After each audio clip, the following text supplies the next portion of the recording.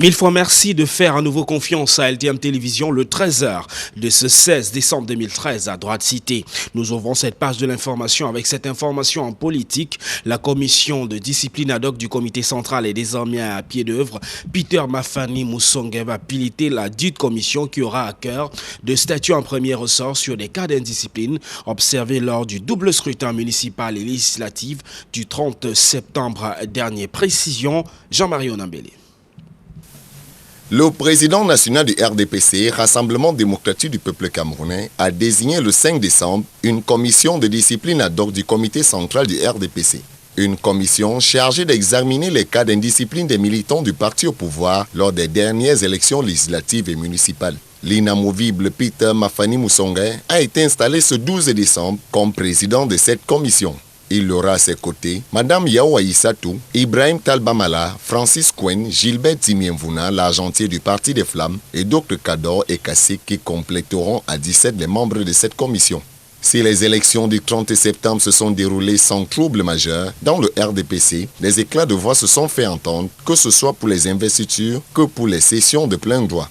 Des écarts de conduite qui ont été relevés dans les rangs du RDPC dans plusieurs localités du pays.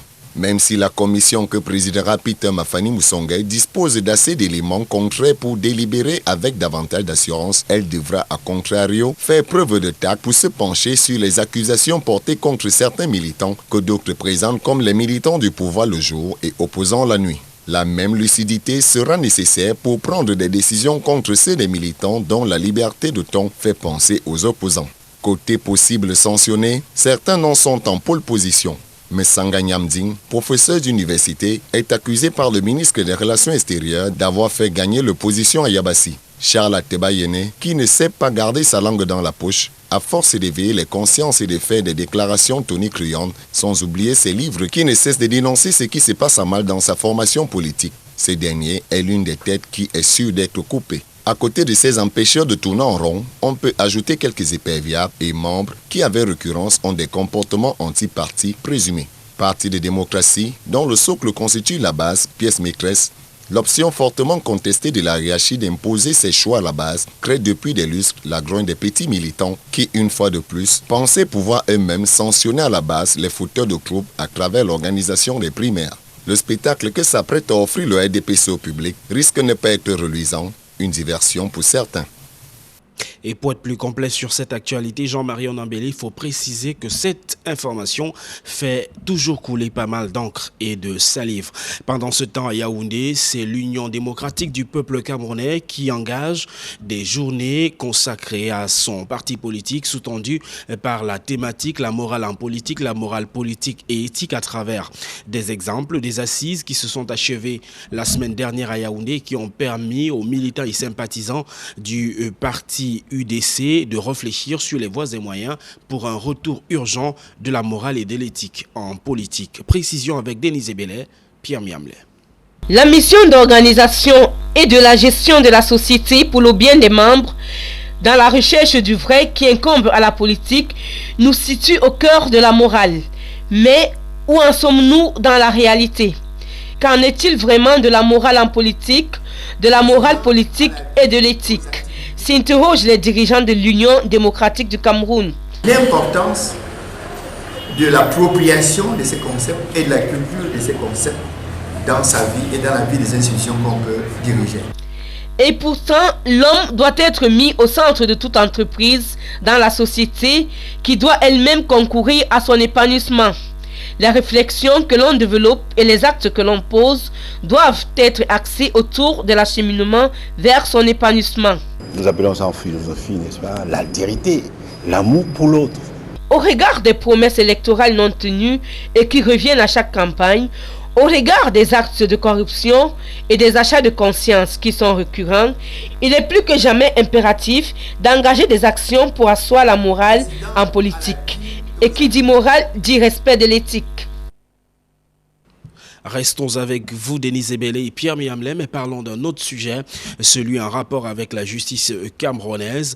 Le ministre d'État, ministre de la Justice, Laurent Esso, a procédé à l'ouverture vendredi dernier de la réunion annuelle des chefs de cour d'appel. Il s'agissait d'une rencontre qui a permis, entre autres, de réfléchir sur des mutations profondes observées au niveau de la juridiction camerounaise pour ce qui est de la mise sur pied du code de procédure pénale, mais également de l'implémentation des lois supranationales, le Cameroun étant membre de plusieurs organisations internationales. Reportage. La réunion annuelle des chefs des cours d'appel se tient dans la perspective d'une meilleure prise de conscience des mutations que connaît le système judiciaire camerounais avec l'entrée en application du code de procédure pénale qui enrichit le paysage juridictionnel. Ces mutations se manifestent également avec l'entrée en fonctionnement effectif du tribunal criminel spécial et la section spécialisée de la Cour suprême. Des perspectives de mutation apparaissent avec l'élaboration en cours d'un code civil qui traite du droit de la famille avec pour point saillant l'abandon des coutumes séculières qui sont contraires à l'ordre public. Je suis très sensible à l'honneur que la haute juridiction fait à la chancellerie en répondant favorablement à son invitation de participer. De même, les mutations sont envisageables lorsqu'on parcourt les travaux sur le projet du Code de procédure civile et commerciale. À ceci s'ajoute l'internationalisation d'un certain nombre de conventions internationales comportant des dispositions répressives. Que comporte cette importante loi et que l'on découvre de procès en procès enrichissent notre paysage juridictionnel. Toutes ces mutations auront un impact indéniable sur ce que l'on attend de la justice camerounaise, notamment en ce qui concerne la sécurité juridique et judiciaire du monde des affaires et plus spécifiquement la sécurisation des investissements, qu'ils soient camerounais ou étrangers.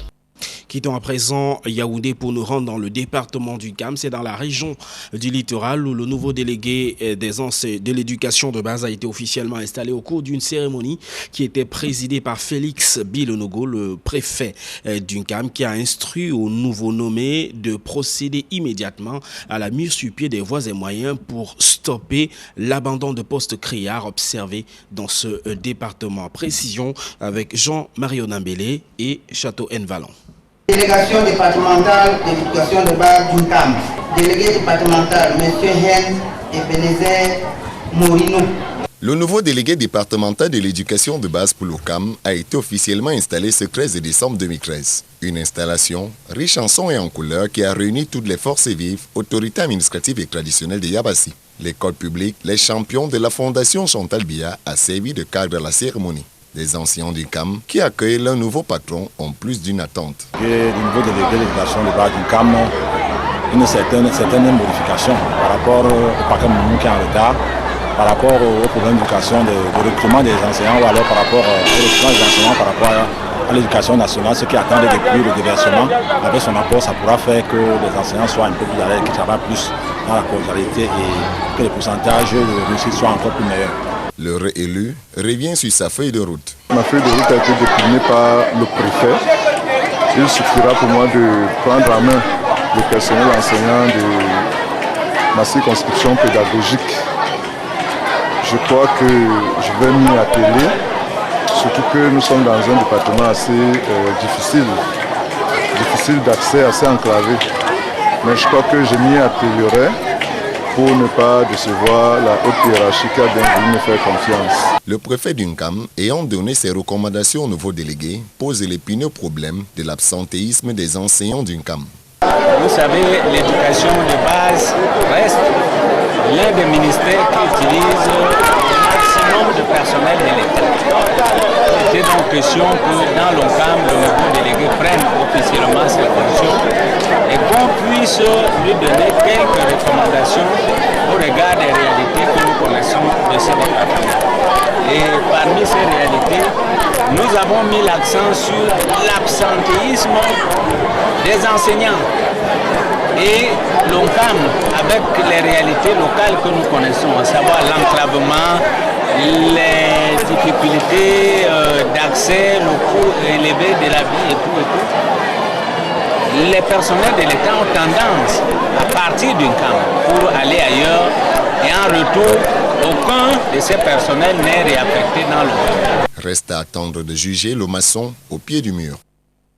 Vivement que dans ce département du Nkam, le sempiternel problème d'abandon de poste puisse trouver une solution rapide dans la coordination des services départementaux du ministère de l'Éducation de base. Parlons à présent de nécrologie dans cette session de l'information début de cette semaine, de cette mi-journée donc, on parle de la disparition du chef supérieur du canton d'Edo qui a été conduit à sa dernière demeure le week-end dernier. Sa Majesté Gustave Esaka Ekwala Esaka Adeido a donc reçu des honneurs au cours d'une cérémonie qui avait pour cadre les berges du Vouré et qui était présidée par René Emmanuel Sadi, le représentant personnel du chef de l'État qui, au nom du président de la République, en a profité pour gratifier à titre posthume à l'illustre disparu une médaille représentant donc celui de grand officier de l'ordre et de la valeur. Précision avec Jean-Jean Mayedna, Christian Tamfo. C'est au mausolée du canton d'Edo à Douala que repose désormais en paix Sa Majesté Gaston-Claude Emmanuel Esaka Ekwala Esaka d'Edo. Bien avant de rejoindre la terre des ancêtres, le chef supérieur du canton d'Edo a reçu des hommages à la dimension de la voix la plus flamboyante et charismatique de la grande communauté Sawa de Douala. Passé les soirées de recueillement et d'adoration, des concerts de musique sis à la chefferie supérieure et surtout des jours de recherche du roi par les filles et femmes Sawa à travers l'ensemble des cantons. C'est sur les berges du fleuve Vouri que l'office religieux s'est tenu ce samedi 14 décembre 2013 en présence du ministre de l'administration territoriale et de la décentralisation, représentant personnel du président de la République du Cameroun. Après l'homélie de circonstance qui a mobilisé une bonne brochette d'hommes d'église et autres chorales triées sur le volet, place a été accordée au ballet des allocutions. Il ressort du mot du président des associations des chefs traditionnels du Cameroun, des représentants d'abord du Ngondo, du comité central du RDPC et de la famille du défunt, que son Altesse royale doyen des chefs Sawa était un rassembleur, un vaillant soldat, un combattant, bref, un leader aux multiples casquettes. Je pense que le président de la République, en m'envoyant ici, a d'abord voulu saluer l'homme, dont la personnalité, dont l'aura avait largement dépassé les frontières de son canton. Sensible aux actions non moins négligeables menées aussi bien au sein du RDPC qu'à la nation tout entière et par ricochet au canton d'Edo, le couple présidentiel a adressé une lettre de condoléances à l'épouse de l'illustre disparu. Pour sa part, René Emmanuel Sadi, représentant personnel du chef de l'État, qu'accompagnait pour l'occasion Laurent Esso, ministre de la Justice, Pierre Moukokombonjo, ministre des Relations extérieures, et plusieurs membres du gouvernement, a déclaré que le Cameroun, et singulièrement le peuple Sawa, a perdu un monument. Il aura apporté sa contribution à la consolidation de la paix, à la consolidation de l'unité nationale, qui sont les credos de la politique du président de la République. Du haut de ses 73 ans, Sa Majesté Esaka Ekwala Esaka d'Edo a passé 36 années au service de son peuple. Arraché à la vie le 25 septembre dernier des suites d'une longue maladie, le chef supérieur du canton d'Edo, plus connu sous le pseudonyme de De Gaulle, a été élevé à la dignité du grand officier de l'ordre de la valeur à titre posthume. Le roi est mort, vive le roi. Restons avec vous, Jean-Jean Mayedna, pour parler également de la fête du coq, 16e édition, qui avait pour cadre le collège Saint-Michel ici à Douala et qui a permis à la communauté tout pourrie de la métropole économique de festoyer, mais davantage de marquer un point d'arrêt pour invoquer les ancêtres et demander leur bénédiction. Élément reportage. Déguisés de coris et autres peintures, des hommes torse nus brandissent des lances et bâtons vers le ciel. Le bac à danser au rythme du gourna, du wai-wai ou encore du dilna. Danse traditionnelle bien connue chez les Tupuri. Le public qui a effectué le déplacement du collège Saint-Michel de Douala ce week-end a pu apprécier à sa juste valeur ce que la communauté Tupuri a de richesses essentielles pour faire valoir à travers le Féokage ou encore la fête du coq. C'est un signe d'un symbole, de la reproduction symbolique de cette fête. Le challenge pour nous, c'est que nous soyons toujours présents. Non seulement parce que les populations nous attendent, mais parce que nous avons comme ambition de porter cette culture Tupuri vers les jeunes qui naissent et grandissent en ville et donc n'ont pas toujours la possibilité de vivre ces moments de fête dans nos villages. Au-delà de ces jeunes-là, nous voulons dire à tous les autres peuples, à toutes les autres communautés présentes à Douala que nous existons aussi à travers cette culture, à travers ce que nous produisons comme danse, à travers ce que nous produisons comme exposition de photos, à travers ce que nous produisons comme objet d'art. Comme l'exige la tradition du peuple guerrier du Sahel, dans l'extrême nord du Cameroun, le coup d'envoi du Féokage, qui marque ainsi la fin de l'année, a été donné dès les premières heures de la matinée par le rituel du sacrifice du coq, exécuté par le chef suprême de la communauté. Une fois que le mil rouge a mûri, on récolte, on informe le Wangdoré. Quand Wangdoré est informé, Wangdoré est en sacrifice, Wangdoré prend donc un coq et dit la prière. Après l'avoir dit la prière, Wangdoré confie donc le coq à son neveu. Son neveu maintenant égorge donc le coq que vous voyez là. Une fois égorgé, il confie aux femmes pour la cuisson. Une façon pour les Tupuri d'invoquer les esprits des ancêtres et d'implorer leur bénédiction pour une moisson encore plus abondante au courant de la nouvelle année. Et quoi de mieux qu'une démonstration de force? Et pourquoi pas quelques gorgées du bilibili, bière traditionnelle faite à base du mil, pour revitaliser et donner encore plus de frénésie aux danseurs. Merci Jean-Jamais Yadna et Christian Tamfo pour cet élément. Parlons de sport à présent. Pour clore cette session de l'information, l'équipe de Bonne-Bandiok tourne désormais à plein régime. La Dynamo Football Club de Douala vient d'enregistrer successivement sa deuxième victoire dans le cadre des playoffs relatives à l'accession en Elite Tour. L'équipe de Mouamart a réussi à battre l'équipe de Sang-Mélima, en l'occurrence donc Colombe de Sang-Mélima, sur le score fleuve de 4-0. Les précisions avec Priscille Messéné. Le stade Mbappé Lépé et le stade de la réunification de Douala sont des porte-bonheur pour la Dynamo Club de Douala. Voilà quelques phrases lancées par les adversaires du club du peuple Bassa pour justifier la pluie de victoires enregistrée ces dernières semaines. Pourtant, la Dynamo de Douala récidivise devant la Colombe de Sang-Mélima, cette fois-ci sur un stade inconnu et devant un public détaché.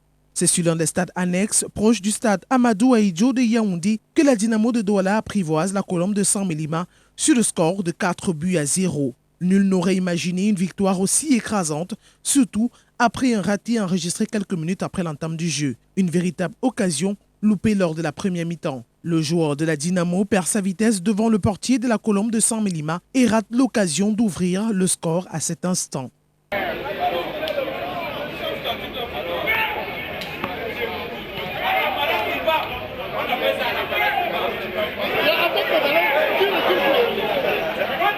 Alors qu'on s'achemine sur un score nul à quelques minutes de la fin de la première mi-temps, la Dynamo impulse sa dynamite et marque ouverture du score.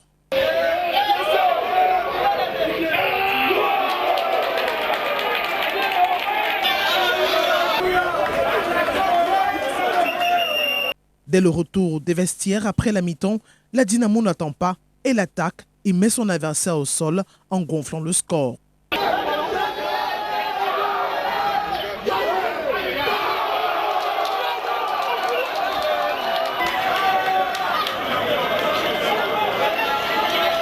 « 4-0, c'est le score final de ce match en faveur du club de Douala. Pour la Colombe de Sang-Mélima, la défaite pourrait être justifiée par l'élaboration d'un jeu approximatif. Bon, à un certain moment du match, nous avons vite pris le but et on est allé à la mi-temps avec ce but. On a essayé de replacer les uns les autres et on a demandé aux enfants. Et nous étions obligés de prendre le risque en deuxième mi-temps pour essayer d'égaliser, de voir si on peut remonter le but. Bon, on a pris le deuxième but, les deux deuxièmes buts, le deuxième et le troisième, presque en 1 minute, sur une erreur individuelle. C'est ce qui a définitivement fauché le match de notre côté. Pour le coach de la Dynamo, son équipe prend une bonne avance et la victoire est attendue mercredi prochain. On a gagné ici 4-0, notre adversaire a gagné là-bas 1-0. Nous avons le même nombre de points. La seule différence c'est qu'on est devant eux avec la différence de but. Mais tenez-vous tranquille, mercredi, on verra ce qu'on va faire. Parce qu'on ne connaît pas l'adversaire, ni l'adversaire ne nous connaît pas. On ne vient pas pour jouer le nul, on vient d'abord pour gagner le match. C'est pas le nul, on vient d'abord pour gagner le match. Et si ce nul tombe, on prend. On dit merci à Dieu.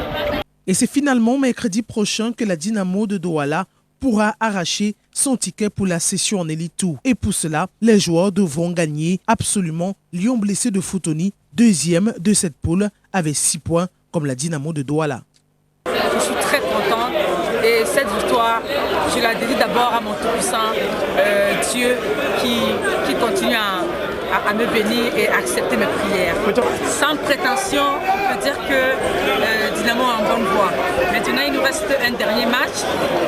Je viens d'apprendre que mon concurrent, lui, il a gagné son deuxième match. Donc, il nous reste un dernier match, mercredi prochain. Et ce sera avec lui.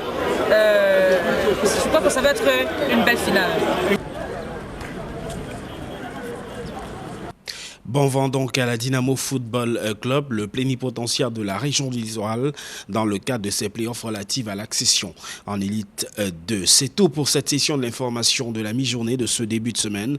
Madame, Monsieur, merci de nous avoir suivis. Prochain rendez-vous avec l'information à ne pas rater, 18h, journal en langue de Shakespeare proposé par toute l'équipe du DEX anglophone d'LTN Télévision, journal auquel je vous convie. Et puis à 20h, le DEX francophone nous donnera l'information de la journée dans le cadre du 20h. Je vous retrouve quant à moi à 17h dans le cadre de votre émission, La Vraie Émission, qui revoit son format et ses horaires.